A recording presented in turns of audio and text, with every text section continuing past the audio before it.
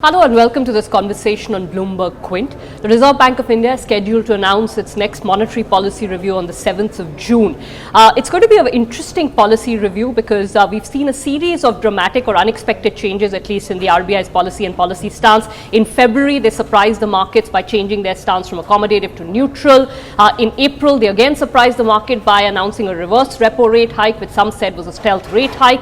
And now when they come around to the June policy, there are questions being raised about whether the RBI is overestimating inflation. The consensus in the market is for no change in interest rates, but Abhishek Gupta, who's the India economist at Bloomberg Intelligence, is sticking his neck out and saying, Abhishek, that there could be an outside chance of a June rate cut. Is that what your essential take is? And then we'll get into the fine print of it.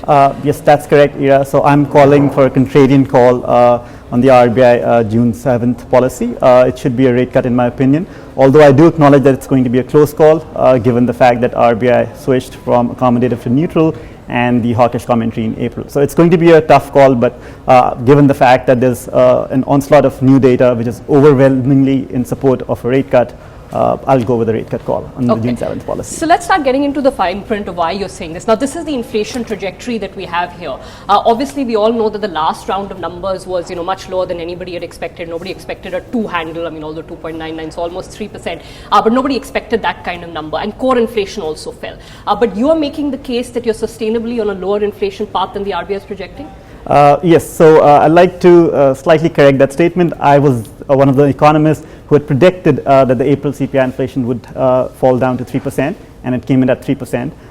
And going forward, my projections are indicating that CPI inflation is likely to undershoot even RBI's 4% medium-term target as early as May and June. So the white line over here is the headline YOY CPI inflation number. After that horizontal line, those are my estimates. And my estimate for the month of May right now suggesting that inflation could fall down to about 2.3%. It could be in the 2 to 2.3% range. And in June, it could breach the 2% lower target. And then there could be reversal of base effects, unfavorable base effects from last year, which would result in CPI inflation increasing. But then again, if you look at the amber line, which is the 12-month average rolling CPI inflation, which the RBI should be targeting, has been on a gradual declining path.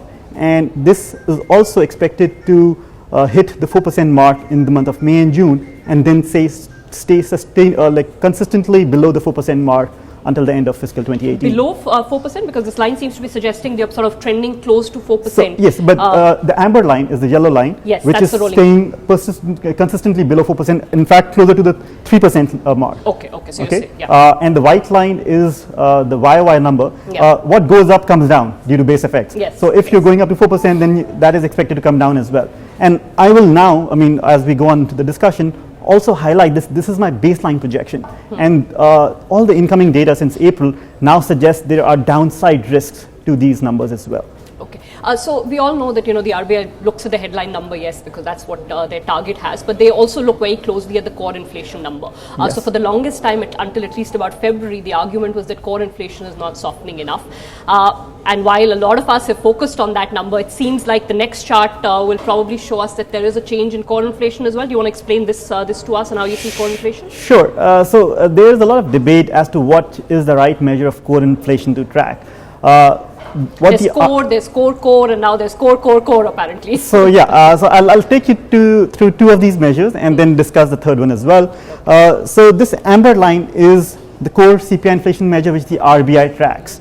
The issue with this tracker is that it includes petrol and diesel prices, which sit under the transportation and communications component of CPI inflation. Up until now, last 2 months, this was showing an upward trend, and this is what the RBI commentary has been, that core inflation has been increasing, it has been persistent, and it has been sticky. But once you strip out petrol and diesel inflation components from this measure of core inflation, and you arrive at the Bloomberg Intelligence core CPI inflation measure, which is some sort of a true core inflation measure, then you see that there's been a downward trend from about 5.2, 5.3% last year, same time, to now close to 4.2%. In fact, 4.1% in the month of April. And you're projecting that continues to be the case. So going ahead, the interesting point is that RBI's own measure is now going to play catch up with the actual or the true core CPI inflation measure, which is the white line. And we've already seen some of this happen in the month of April. The reason why I'm projecting such a sharp fall in RBI's measure of core inflation is essentially on domestic petrol and diesel inflation, which is expected to fall on base effects. So if you look at the INR, it has been growing stronger. If you look at the global crude oil prices, they are much lower than they were in April. And if you now sort of do YOY inflation on these on domestic fuel components such as petrol and diesel, you see that due to base effects, this is expected to fall sharply. It was 20% in the month of March. It fell down by 10 percentage points, petrol inflation in the month of April, and that is what led to a sharp fall in RBI's measure of core inflation from 4.8% to 4.4%. Abhishek, before we move on to the next chart, let me put the counterpoint to you. I think what the RBI has been arguing all along is that we have to bring inflation down on a sustainable basis to about 4%, right? That is the medium-term target, which actually we've tried that medium-term target for years on end and we've never actually managed to achieve it. Now, things like petrol, things like rupee, these are not things that will change the medium-term trajectory of inflation. And if you put another counterpoint, the data point that you haven't mentioned, inflation expectations in India have never managed to come down over a sustainable period. They had started to come down and then the last reading again pushed inflation expectations up. So is the RBI not justified in taking a slightly cautious stance, saying that, we've started to snuff out this inflation monster, let's not give up the fight right now, let's go at it and make sure that we become a country where inflation projections, bringing down inflation is something that's been achieved in a sustainable manner? You have touched on various different aspects of it. So let me tackle. But tackle the bigger theme. Yeah. So the bigger theme being sustainable drop in inflation. So there are various components within that. The first one being core CPI inflation. Yeah. Okay. So if my measure of core CPI inflation and the true measure of core CPI inflation is a white line, and if you look at that, that has been sustainably low. And this is expected to stay at the 4% mark right now. If you look at the various components of core inflation, such as medical services, medical goods, household goods and services, all of them, electricity, all of them have been showing a downward trend. Recently? Not recently, for the last 8-9 months. Housing has not corrected, for instance. And housing for the last 7-8 months was at 5.2%. Yes, it has now come to 4.8%. Yes, so it's just started to come off. No, for the last 7-8 months it has been coming off. And about 5% housing inflation is not too bad, given the fact that food inflation is essentially going into deflationary zone as soon as next month. So you're looking at a situation where you have falling food prices, like you have deflation entering into food inflation, and what that does is that essentially changes your services inflation, because services inflation, in my opinion, comes from wage price pressures, and if you have food inflation which is falling into a deflationary zone, then that should theoretically impact your services inflation, which would essentially bring down services inflation going forward as well. So in my opinion, inflation has fundamentally come off and is expected to stay off even in the months ahead. So this whole hawkishness in terms of CPI inflation, it's not justified at all. Okay, we don't have a chart of this, but the point on growth is worth mentioning. You are saying, your take on output growth, you're saying the potential output might have moved higher because of the reforms, but then I also want to put to you that the new data series is probably going to move growth higher as well. So whether the output gap is widening or narrowing is actually at this point anybody's guess, because neither do we know what the potential output is, nor do we know how the series is going to change under the new WPI and IIP trajectory. I couldn't agree with you more on that. Essentially, the issue over here is that nobody really knows where India's actual growth lies. Yeah. So to increase the real rates in the economy and to kind of put sort of headwinds or speed breakers on growth, thinking that, or in some sense, it's an assumption that output gap is narrowing. I think it's premature, and it's in a low income economy where per capita income is like about $1,700-1,800 per person. You need to further put the accelerator on the growth front by reducing real rates and pushing growth ahead. So in terms of my opinion on how I see output gap is, I think there's a broad consensus that India is on a gradual, the growth is on a gradual upward slope, and it's improving gradually. But I think somewhere there's this assumption that potential growth is constant. And I am essentially is that assumption there? Because I think we've all been grappling with what potential growth has been reduced to. First, it was close to 8%. Then there was an RBI paper which said late 6.5%, above 6.5% and 7%. It's adjusted lower, in fact. So I think that's also incorrect. So in the sense that if you are saying that your actual growth is improving with even a constant potential growth, that would indicate a narrowing output gap. But the big question is potential growth constant? Now, I'll take you back in history. What happened with the 1991 first set of liberalization reforms in India? That essentially pushed India's potential growth higher from the 3% level to about 5-6% levels. The second set of reforms in 2000, early 2000, that pushed India's potential growth higher from about 5-6% to like 7-8%. And now we're seeing the third set of reforms, and I guess it's very difficult to say what the India's new potential growth would be, but in my opinion, it is likely to be higher rather than lower. And given that sort of boost in potential growth due to the reforms which have already happened and the GST, which is a really big reform going to take place July onwards, potential output is expected to widen and not contract. We sort of already seeing evidence of that in the data. Core CPI inflation has been falling, not rising. And essentially, that is what sort of is indicative of the fact that RBI is essentially in a sweet spot, and you can see growth picking up in a non-inflationary environment. Fair enough. I think this potential output, debate is another one for another day. But let's move on to your next chart, which is on, the monsoon and the inflation surprise. You may want to explain this to us, but what is confounding here is that it was believed that inflation expectations are very widely determined by food prices.